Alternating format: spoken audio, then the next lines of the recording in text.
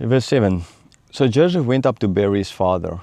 With him went up all the servants of Pharaoh, the elders of his household, and all the elders of the land of Egypt, as well as all the household of Joseph, his brothers and his father's household.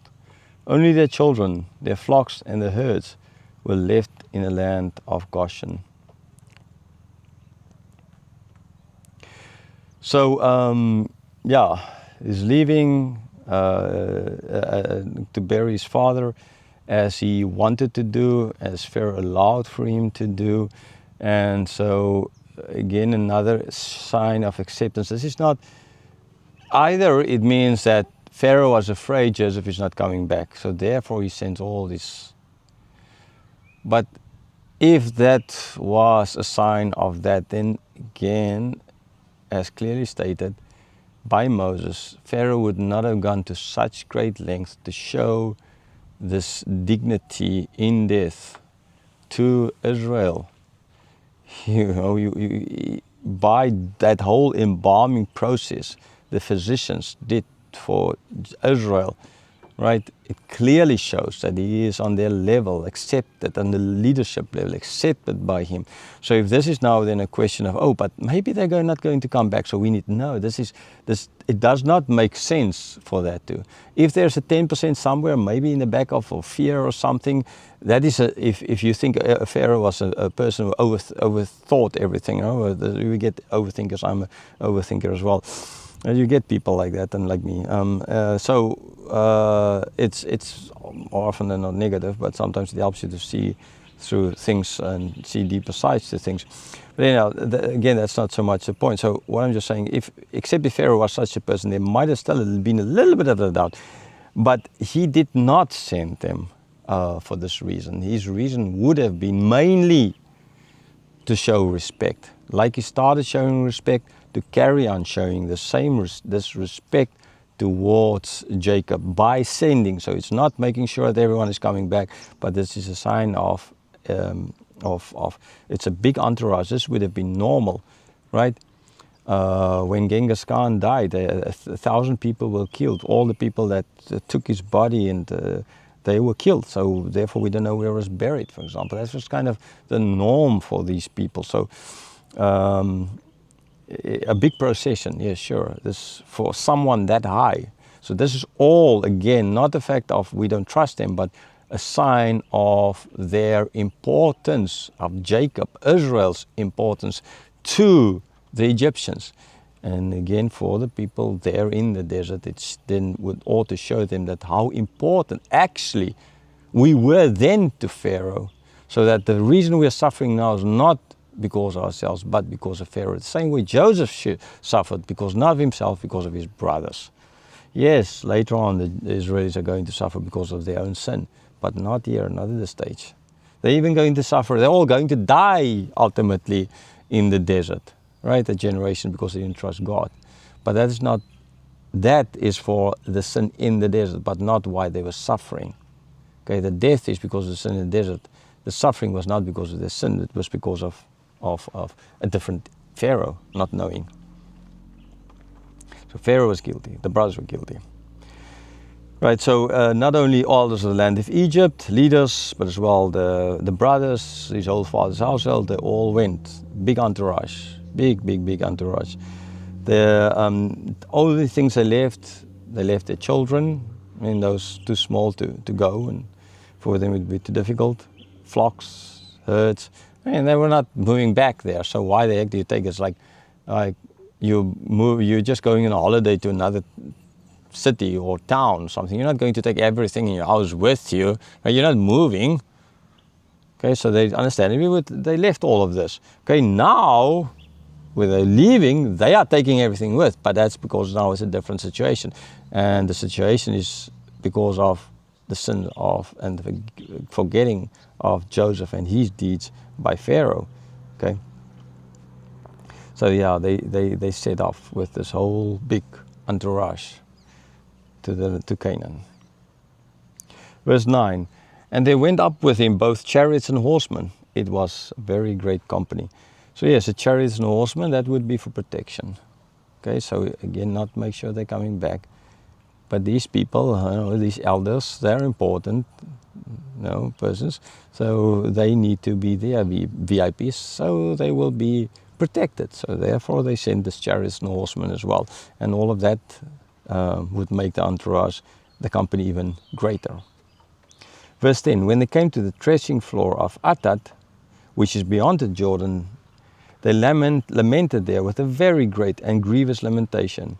And he made a mourning for his father 7 days. So he got there to this place of the threshing floor of Atad. It's beyond the Jordan, okay? Beyond, on the other side of. And where they lamented. Very great and grievous. And the other people saw that, and for 7 days they did it. So like stages off. So it's a 40-day embalmment, the 7 days of this, and then this whole elders going with the soldiers going with the best soldiers. I mean, this is not any soldiers. These are chariots and horsemen. It's like their attack, the best weaponry, the best tanks and the best aeroplanes and everything. Okay, not Boeing Maxes. And on the way as well, stopping and mourning and stopping and mourning. And in this case, for 7 days at this threshing floor, and the people saw this. Verse 11, when the inhabitants of the land, the Canaanites, saw the mourning and threshing floor of Atad, they said, this is a grievous mourning by the Egyptians. Therefore the place was named Abel Mizraim. It is beyond the Jordan. Okay, so yes, the beyond the Jordan. In this case, it ought most likely be on the other side, the opposite, not the Israeli side of the river still. And yeah, I just need to make sure about that one. Anyhow, so there they stopped and they continued, and the fact that people said that the Egyptians, right? This is a grievous mourning by the Egyptians. Now that again is proof that they were so much accepted by them. They say, oh, this is a grievous for the Hebrew Jacob kind of idea, right? If they were not accepted, they were still just, oh no, they'd stay in Goshen because it's abomination to us, these shepherds. Okay, and then the people would not say, oh, this is for the Egyptians, this grievous thing happening. No, they would say, there's a Canaanite, this Jacob guy, he left here 17 odd years ago, and we know about him, and like he died and he's coming kind of back. And no, they did not. Okay, because they saw these are Egyptians mourning for one of their own, although he was not one of their own. So they renamed the place and called it Abel Mizraim. Verse 12, thus his sons did for him as he had commanded them. For his sons carried him to the land of Canaan and buried him in the cave of the field at Machpelah, to the east of Mamre, which Abram bought with the field from Ephron the Hittite to possess as a burying place. So as he said, as they promised, they did. Pharaoh told him to do as he promised, they did. Carried him there, they buried him there in the cave at the field of Machpelah. The first piece of land that they as a people owned, or as a future people at that stage owned in the promised land in Canaan, this cave, a burial site. And this is from where he was now buried, right? And again a reminder, but this history goes all the way back to Abram as the one. So this piece, even if there's nothing else ever, but legally we bought this belongs to us. Verse 14, after he had buried his father, Joseph returned to Egypt with his brothers and all who had gone up with him to bury his father.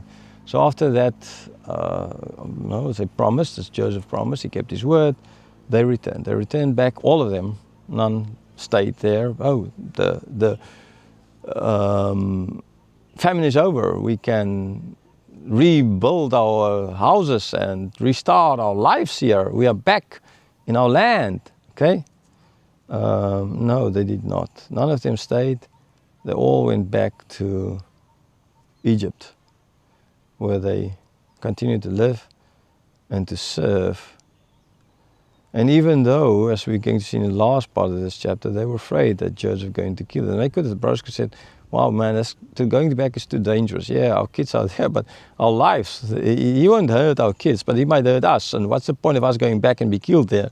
And so why don't we just sort of rebuild our lives kind of, even if we're old, here, retire here in our promised land? But they didn't think like that. I mean, there might have been thoughts here and there coming, but Moses clearly saying they went back. On their own accord, they went back to Egypt as it promised. They kept their word. They kept their word. Pharaoh did not keep his word ultimately in the days of Moses. And as well, that is an important point that Moses is making. Right? There's a lot of legal laws, of legal language in a certain sense being used by Moses to justify, in the previous 2 chapters, justifying for the fact why Ephraim and Manasseh got the extra land. Okay? And as well justifying Ephraim and Manasseh for not thinking too much of themselves, because God did everything for Joseph, not Joseph himself. And then, but they as a people are not guilty because they kept their word. Pharaoh, in the days of Moses, is going to break his word.